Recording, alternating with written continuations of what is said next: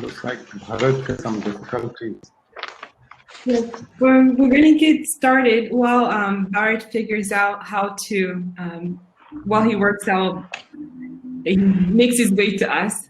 Well, welcome everybody to this panel. It's good to see.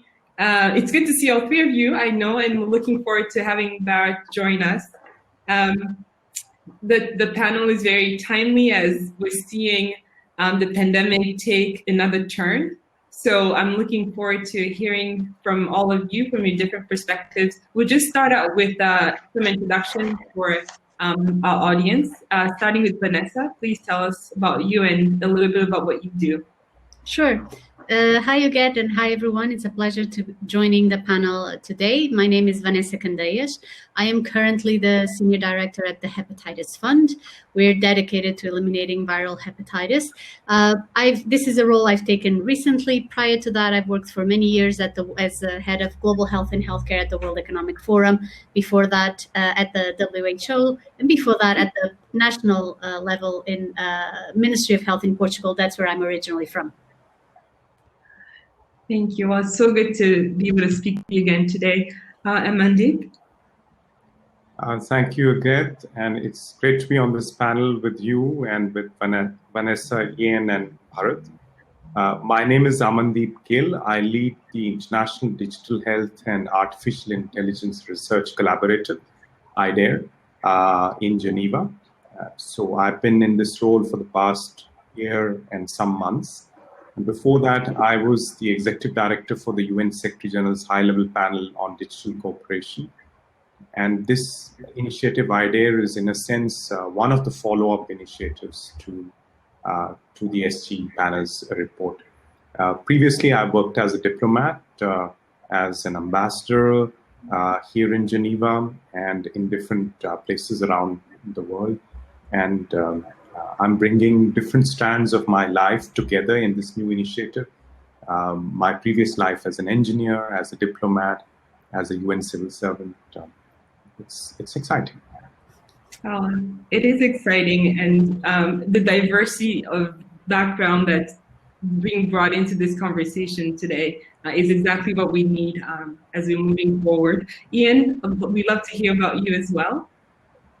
Thanks, Uget. I'm a doctor. I'm based here in Australia. I'm an emergency physician by background, but I've been specializing in disaster and outbreak response for many years. I was previously the director of the National Centre here in Australia for response, particularly disasters and outbreaks in the region.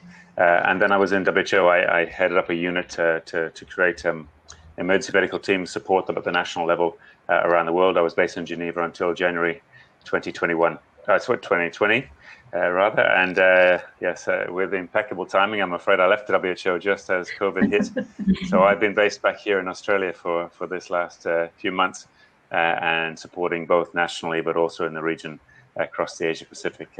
Happened to be involved also in some responses in San Francisco for the Grand Princess. I was on board there to help that quarantine when it was very early on in the phase. And other quite practical emergency responses in the region. Yeah. Well, thank you, Ian. It's so good to see you again. I should note that I heard of you when I was in Guinea during the Ebola response. So we were grateful to have you involved in those efforts. And I'm sure that it's good to know you're here during these times and continuing to contribute to this space. And we'll hear from Bharat when he's able to join us. But while we do that, I'd like to just jump in on a general question about where we are today. So we saw the pandemic, it was raging early in the year. We knew that it wasn't over. But I think as the number of cases began to go down in most of the world, we were probably feeling hopeful. And now there seems to be a shift. So from your perspective, with the diversity of background that you bring today, would you let us know what do you believe had worked well, and which strategies should we be bringing back as we again work towards fighting this disease, and where do you see room for improvement? I'll start again with Vanessa. Great, thank you, Uget. And I think that's perfect question to help us set the tone of the conversation, and one to which we would answer very differently if we were having this conversation in July rather than today. So from my perspective, I think we've seen good progress in places like New Zealand, Taiwan. In Europe, some places like Denmark are reportedly have managed a bit better. Iceland, Singapore. I think there's been a couple of places where you've seen very efficient contact tracing, very efficient and very high testing capability. Those places they have seen, and where there was a bit more coordination across governmental bodies, those places seem to have been able to put a response that is supporting the progression of the pandemic in a way that is that allows it to go better. Now, where do I think there is still room for improvement? So first of all, testing, right? Every country needs to continue to increase their testing capability. Contact tracing ability, so that if your country is going on a good trajectory, you're able to continuously identify and isolate so that you don't let the number of cases increase. To me, there's still a lot of room for improvement in terms of protocols for communication across not only government agencies, but also between government and different business sectors, because, hospitality is impacted in a way that is different from restaurant and food production, in a way that is different from airlines. So there's different channels of communication and protocols that need to be in place. And I think that we need to continue to improve upon. And I think the last point that I will throw into the discussion, I think thinking not only of the going through this pandemic that we're collectively going through, but also looking into the future, we need to make sure that we put in place the preparedness efforts, the insurance efforts, both for government and for businesses, that allows for us to continue to manage this epidemic for now, for the coming months, and then for whenever the next one hits, because it's going to continue to happen. So I think a lot in terms of efforts geared towards preparedness and efforts geared towards insurance we still need to continue to pay a lot of attention to that. That's true. You bring a lot of point. We're focusing on the handling the pandemic in terms of course, saving lives, and there's also this economic aspect that impacts our ability to save lives that we need to consider, even for those who are working as practitioners and clinicians. And you made a point about any future, and not that we want to think about that, but I know that some of the work Amandip is doing is towards preparing us to handle the current pandemic and also future ones. So Amandip, if you can answer the same question, but also touch on that a bit and on the efforts that you're putting forth to that will help us. Will probably help us address any potential issues we might face in the future. Right, and I think what we've seen so far, it's in line with the historical experience with pandemics. They come in waves, and it takes time, and coordination matters, leadership matters. So we are seeing that play out. Have I come on? Across the globe. I think, pardon me, Bharat is joining us, I believe. Yes, let's take a second to welcome him. No. Okay, I think we're still figuring it out. It has let me in because should I tell me? Hello, Bharat, we can hear you, but we can also hear Vidya, so we just can't see you yet. So you've joined the session, voice only.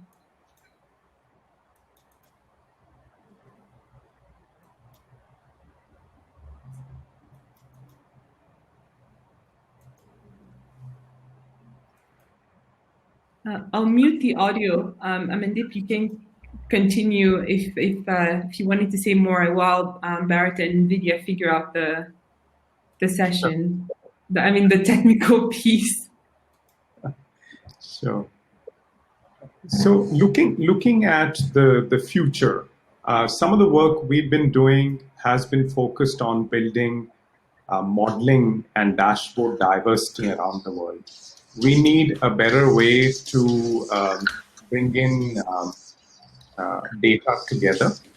We need a better way to bring cross-domain expertise together into a near real-time appreciation of how the pandemic is moving, what's the response to the policy measures that are being taken, and how to adjust them, keeping in mind these different aspects. So far, what we've seen is these models are limited to a few geographies. They are not diverse enough. The data sets that go into them are not diverse enough. So we've been focused on this aspect. The other aspect that we've been looking at is how do we use, even leaving aside advanced AI technologies and data analytics, how do you use basic digital technologies and architectures to bring more equity, more inclusiveness into, for example, testing, to put together different testing needs, because there's no one silver bullet. And even in Europe now, we are discovering that rapid antigen tests have a role to play in reopening the economy, in making sure that costs are manageable. So how do you use digital technologies to kind of balance these different testing strategies and manage them logistically? So there's a lot of scope there.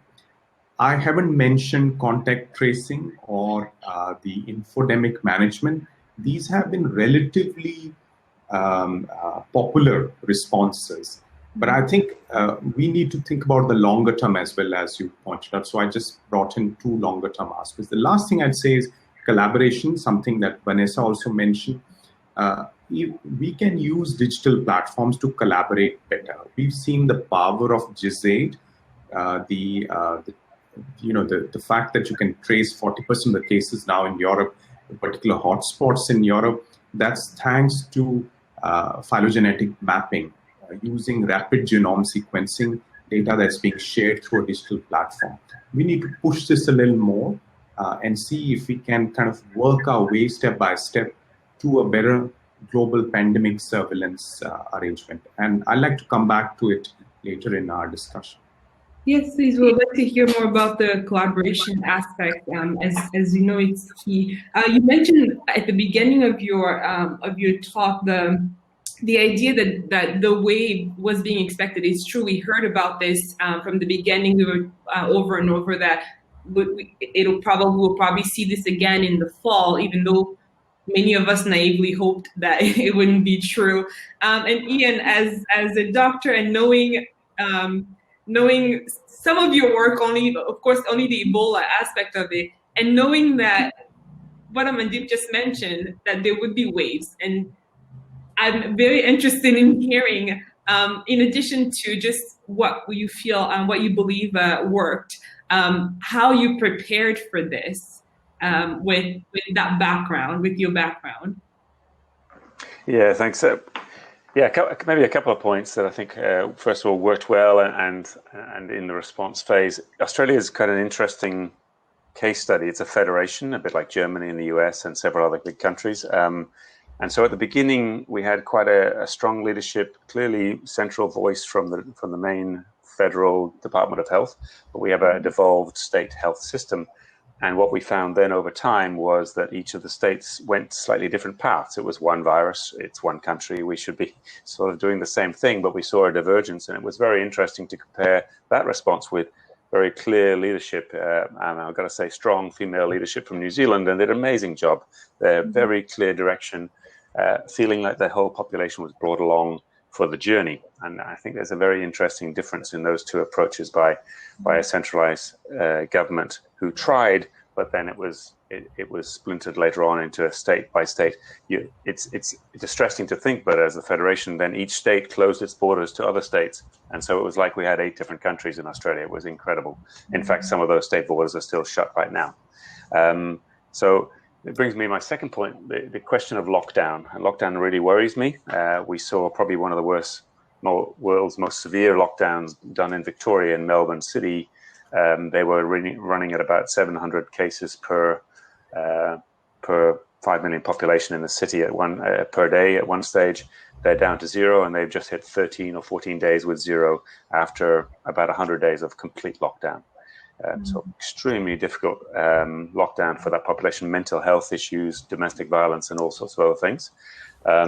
So that what we've seen, which is interesting then across the Pacific countries. So we're supporting right now in the Solomon Islands. The Solomon Islands are, they've had 9 cases, and they're all inside a. Good afternoon.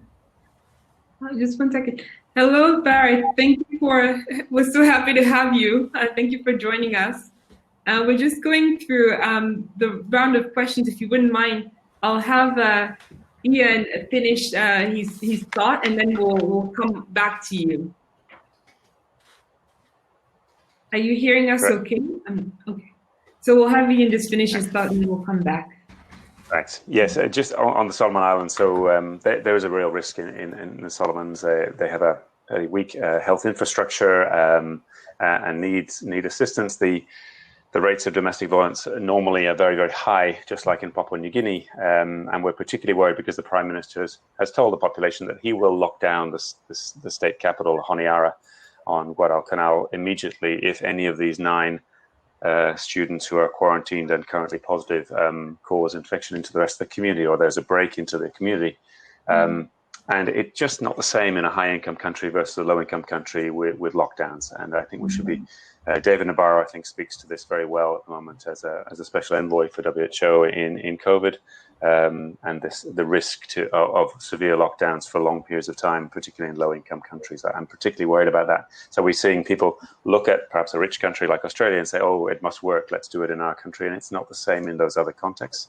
And then maybe to pick up one of Vanessa's points about business. So I spent a lot of time in this response talking to business and as a public health person, but also now running a social enterprise and a business, I'm finding public health is talking past business. They're not talking to business in a way.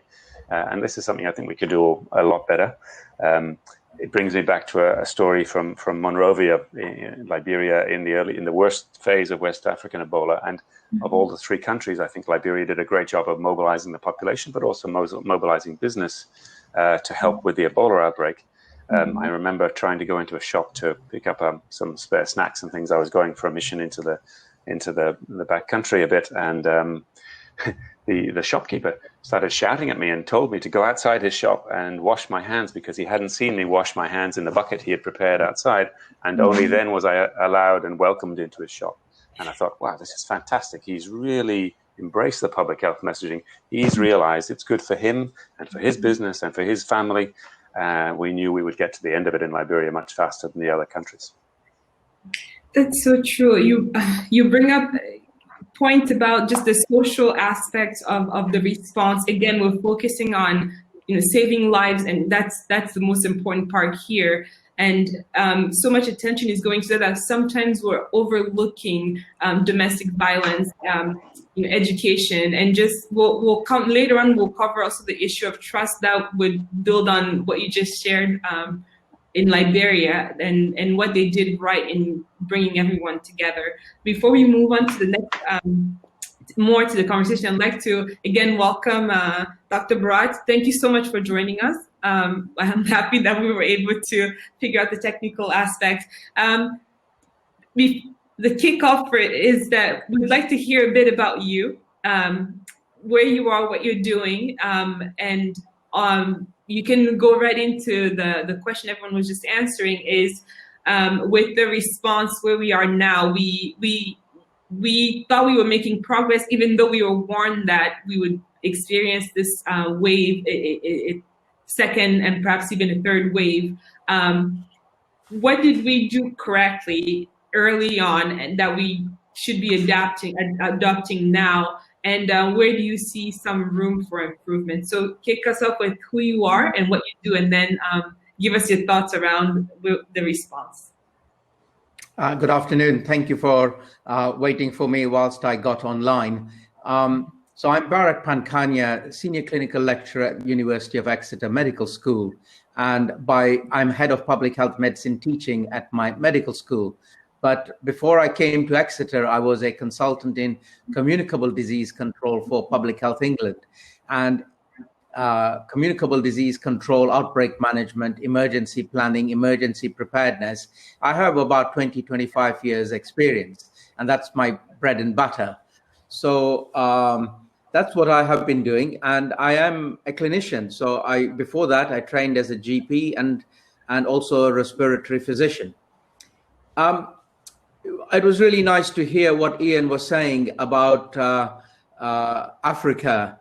And that is the crux of the matter. I was talking on Channel 4 News yesterday, and I only got a small snippet. And that small snippet was, we all take personal responsibility for also looking after our health. What I was alluding to, there is only a small amount that any government can do to look after every citizen. It is also the citizens' responsibilities both ways. We look after ourselves, the government tries to look after everyone. But in the Western countries, especially liberal democracies, we also have failure to grasp that we have an invisible virus that may infect you and harm you. And that is very troubling and very worrisome. And it is accentuated by social media. So we now have two silos, those who believe in an infectious virus that may harm them and those who don't believe in it. And that's the big issue. Well, thank you for that. I'd like to encourage those who are following to also type your questions for our speakers. I wanted to talk about the race for the vaccine next, but I think you've all touched a little bit on the what I think I would call a trust factor. So how Ian mentioned the situation in Liberia during the Ebola response, which is one of the worst epidemics we faced in recent years before the pandemic. Where I'd like to know, are you, from your various perspectives, whether it's collaborating with other researchers or businesses or directly with patients or students, are you seeing that this lack of presence of trust, is it impacting the way the public is responding to recommendations and instructions?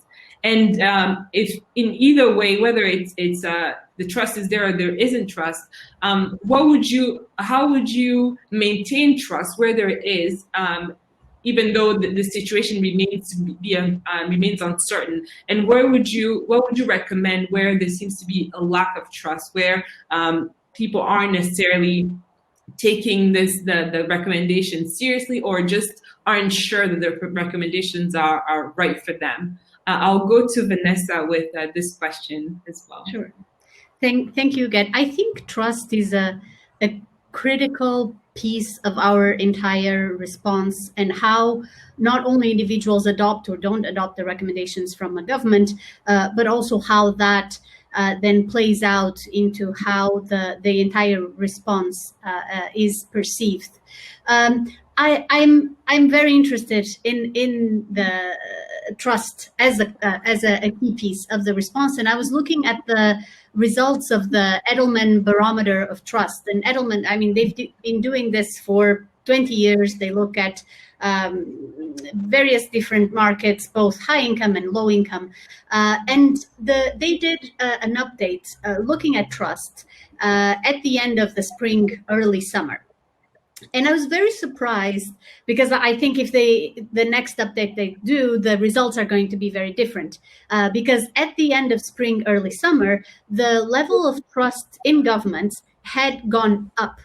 As to they had never seen such an increase in trust. And I think this was right at the end of the first wave, where people were seeing, the light at the end of the tunnel. Nobody had experienced such a global scale event. And so I think there was some trust there. And so they realized that the trust in government was globally at about 65%.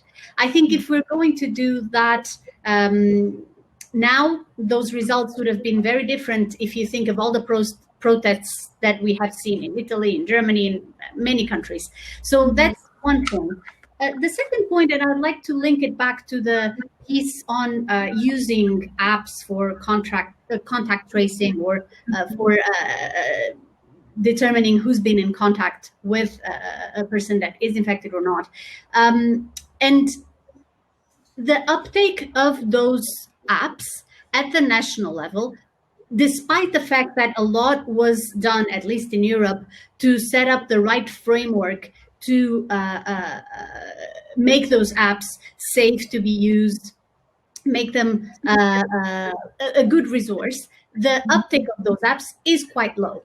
And so that is also showing that, I'm willing to share some of information, but that's only a small percentage of the population who's willing to use an app that is tracking your movements and all. So I think that also puts a perspective on the issue of trust that is important and that we should not overlook as we think through the response. And then I think the next point, and we can bring that up as if the conversation goes into the vaccine discussion, I think throughout the year we've seen a big fluctuation on the conversation around the vaccine. So I think we'll leave it at that. This frames a bit of the conversation around trust, and we can go a bit more into detail on the specific vaccine later. Yes, that sets us up well for the next that conversation. And then there's a question around that as well. So I'll come back to that. And Mandeep, I wanted to the same question to you. You had mentioned that the use of technology as being useful, and we're looking at Vanessa made a great point about the usage for contact tracing apps. And how it isn't as good as we had expected. On the research side, are you feeling the impact of this, whether there's existence or lack of trust? And also, has technology been good to the research environment, or is this your data sources? I'm not sure exactly what they all are, but have you felt the impact of this trust argument? Definitely. There is, of course, the fact that technology platforms can enhance trust. I mean, just think about e-payments. We trust strangers to deliver us goods and, have clean sheets on the bed when we check into an Airbnb apartment. At the same time, these technologies can undermine trust. The disinformation, Bharat mentioned, some of the stuff that's out there, and he's doing some myth busting there. So there are these two aspects. And I think there is no easy answer in terms of does technology help or hinder. Look at the contact tracing apps. So the uptake in some places has been fantastic. But I think we've not paid enough attention, Ian also hinted at it, to the human interface. So what's the problem we're trying to solve? And those who are at the front line of solving those problems, those analog tracers, how do they take this, etc. So it's not just a question of public's trust, it's also a question of the user's interface. And there's a lot of work that needs to be done there. And I think it boils down to a degree of technology hubris. A lot of people who come from a certain domain, they think, the tech can solve a lot of problems.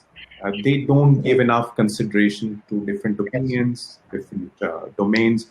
And the development has to happen more collaborative across domains. Data is just a reflection of domain expertise and facts and evidence from a domain. So fundamental issue is how do you bring those different domains together? So it's not real-time data integration, is just a fancy word for saying, how do we bring these different domains together?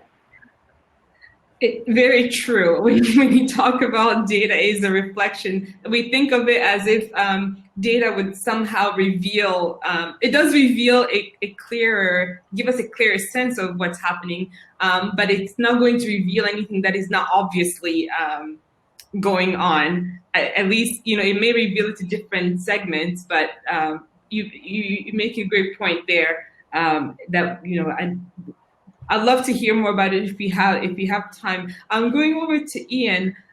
You had alluded to it a little bit with what you shared at the beginning, the trust factor, and what have you noticed around that? Sorry, I just lost you at the end there. I'll start off anyway. Firstly, I'm going to touch on Vanessa's point on Edelman. I actually did quite a bit of work with Edelman in the last few months, talking to businesses, particularly some of the largest franchises of gyms and others. But this trust of government over everything else was really graphic when Mr. Edelman himself was demonstrating it to companies and things. Politicians have enjoyed that. I mean, what's not to like about, as an elected official, you are now right in the forefront. You're getting more media time than you ever got before, and some have embraced it. Some have been re-elected because of it. Some not so. So it's interesting that in a way that encouraged them to almost become harder and more assertive. And assertiveness is great in the early phases of a big disaster or a big outbreak. But over time, people need to realize this is not a sprint, but a marathon. Pandemics never go away in less than 2 to 3 years. And so it really takes a change and an understanding of the public perception and bringing them along on this journey. And it's a long journey, and it's really hard to encourage them. So one thing on that trust, I would say, and this is where I think AI and other things can come into play. Tom Frieden came up, I think, with the first idea on this, and it's developed in many different ways across the world since then. He was the ex-CDC director in the previous administration, but he talked about a traffic light system before anybody else really was. This idea that as a local outbreak, and really localization is the thing here, in your community, start to escalate, then with great transparency, you can talk to the local population, explain what's happening, and say it's in all our interests to now increase, and these are the steps we think you should take, and this is the evidence. And then you need to be able to turn that off again. Sometimes in public health, we try and get to a level of control and then try and hold it for a long, long time. We lose people if we try that. We have to understand that as the risk drops, we must also decrease those controls to allow them a break, and then explain to them when the risk comes back that you should reintroduce those controls. Otherwise, they won't tolerate control for a long, long time. Nobody wants to be locked up forever. And it brings along those groups because there's denial, and then there's those who are scared and won't leave the house. And the answer is in the middle, usually, like in all things. And so I think this is a really huge part of this, that we now have to ask the politicians to step back a little bit from the limelight. Of course, allow public health to lead on some things, but also have this balance of economy and mental health and education and all those other important things in society come to the fore. Very correct. Yes, the different approaches during different phases are important, which we see some of it happening in different places, but it feels like not enough. And as you touch on the importance of technology and data and AI, and kind of coming back to Amandeep's point about the human interface, and I think your response brings us back to the importance of really leveraging both aspects. And Bharat, from an academic's perspective, I know that you're contributing your own thoughts to the response, but you're also at the same time preparing those who will handle future problems. What is the trust factor being addressed, and how are you managing the lack or the existence of trust right now, and what would you want anyone who's preparing to join the efforts down the line to retain from this experience? Well, I use I'll tell you what my students tell me, okay? And my students, they're very they're good, they're honest. So they say to me, "Doctor, we can tell you've done the job." And therein is a very important thing that you learn from them. Just one line, "We can tell you've done the job." So I'm expanding on what Ian was saying, and the traffic light system. So for example, when I was the consultant in communicable disease control in the Southwest region, Bristol, I was a familiar face. People knew this guy. So when this guy turns up and says, "We have a problem," people listen. And then this guy tells you what the scale of the problem is, what the issues are, and what they're going to do, and how he would like the community's cooperation in dealing with this problem, be it a measles outbreak, be it a cryptosporidium outbreak, E. coli outbreak, or whatever. And you escalate the situation, taking the people with you, and then you de-escalate as well as the situation gets better. So you give them that assurances that you took actions and put in restrictions, and now you are reducing restrictions because the actions are not necessary. And I teach this real life examples to my medical students to show to them how you can be a smart operator.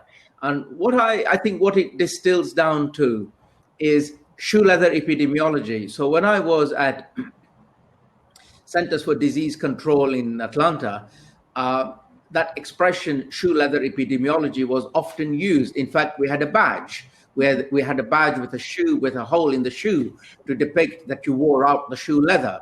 And those feet on the ground, that regular appearance, that regular presence is the one that builds the trust and allows you to go into action when needed. What has happened in the United Kingdom is this value has been overlooked.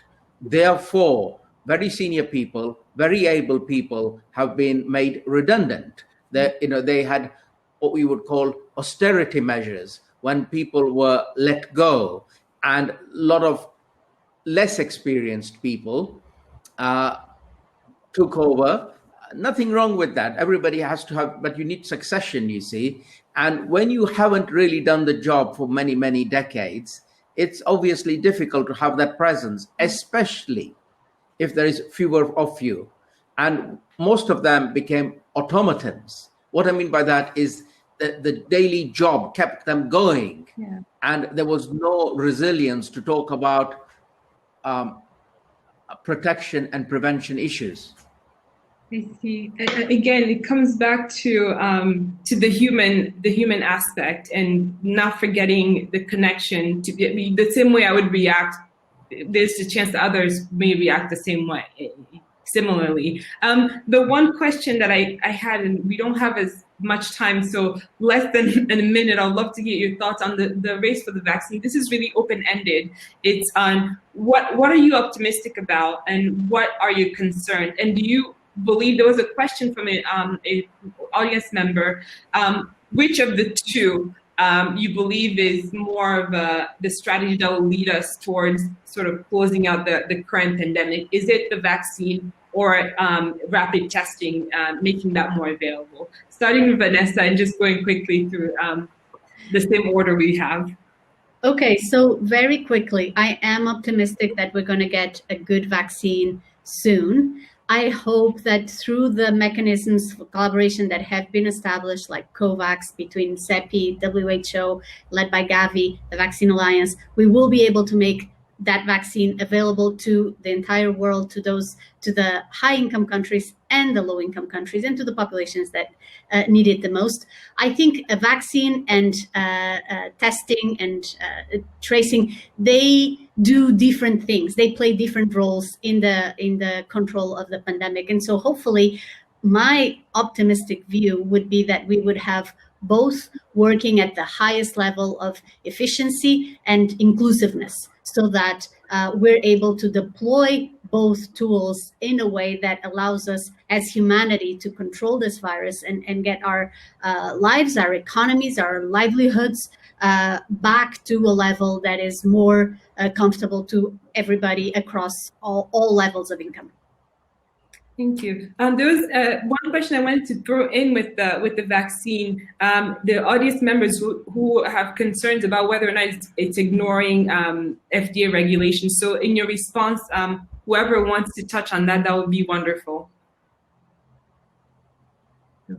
Amandeep, feel free to I'm not an expert on FDA regulation, but I think it again comes back to the trust factor. The good news is that a new technology has been demonstrated to be effective, a new approach to vaccine development. Equally good news is that many vaccines are in the final stages of trials. So we have, as Ian said, we have a good chance of mastering this, overcoming this in 2 to 3 years. But I think, to me, what gives me most hope is the learning that doctors, health workers on the ground are demonstrating. So the fatality rates have come down. That means the people who are handling the patients have got better at it. They're learning from each other. So there's collaboration there. And what also gives me hope is that leaders around the world are recognizing that while it may be a global pandemic, the cutting edge response is hyper-local. So if you cannot get the local response right with the shoe leather epidemiology, or the boots on the ground of you can't get it right, and you'll have to do a bit of everything. Yes, the vaccine development is important, contact tracing is important, also mask wearing, hand hygiene, wash infrastructure, everything. So I think the local level leadership and coordination will remain key. Agreed.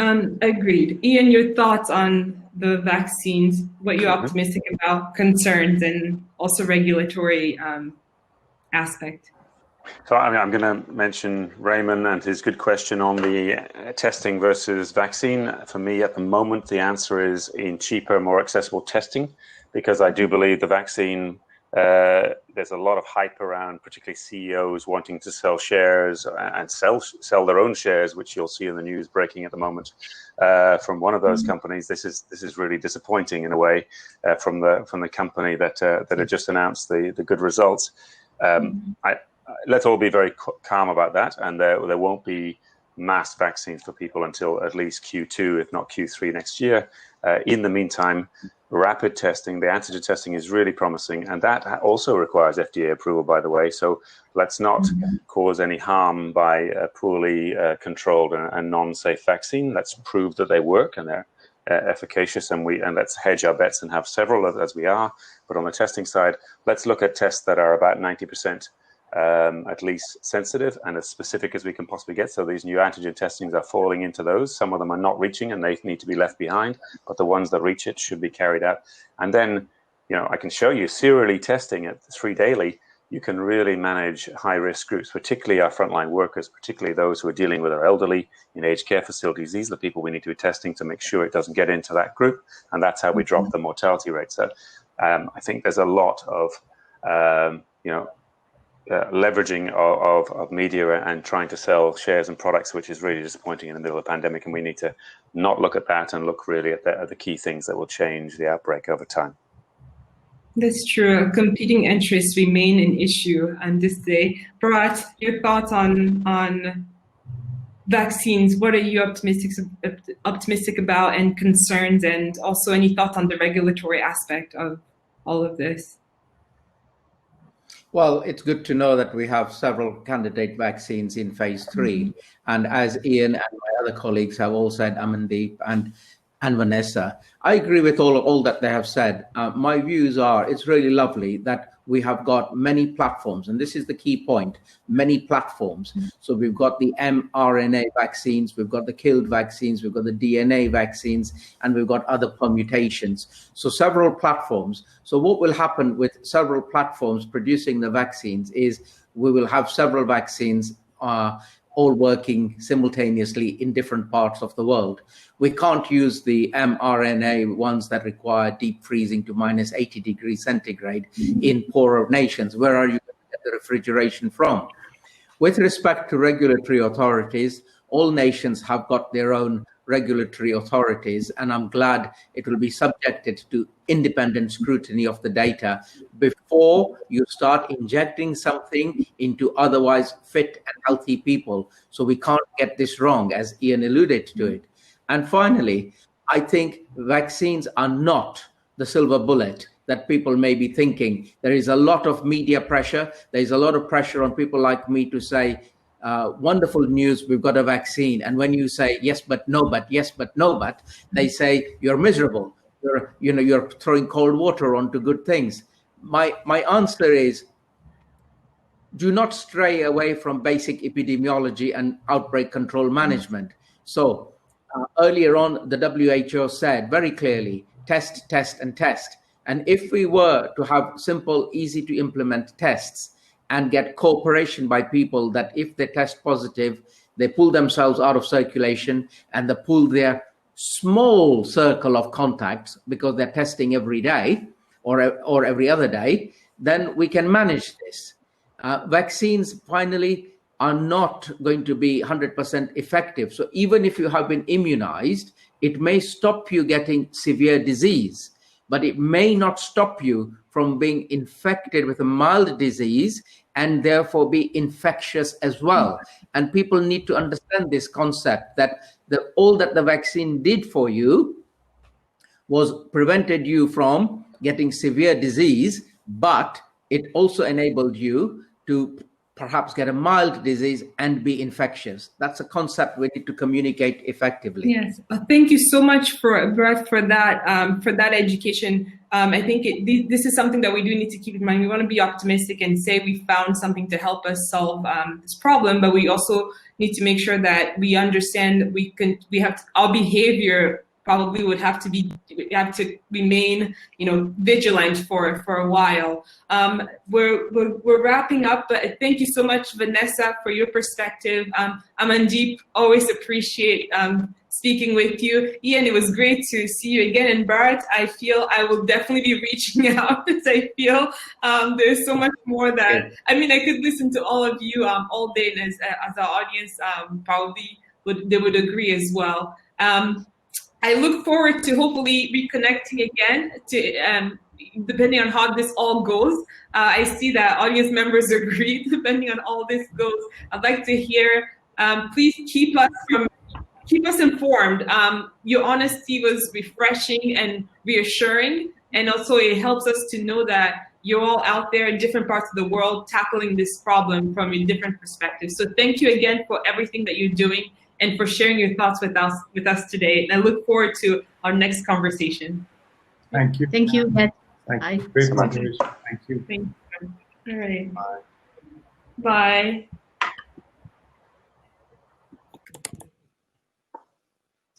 The video, let us know when we go off. Okay. I'm just waiting for the video to close us out.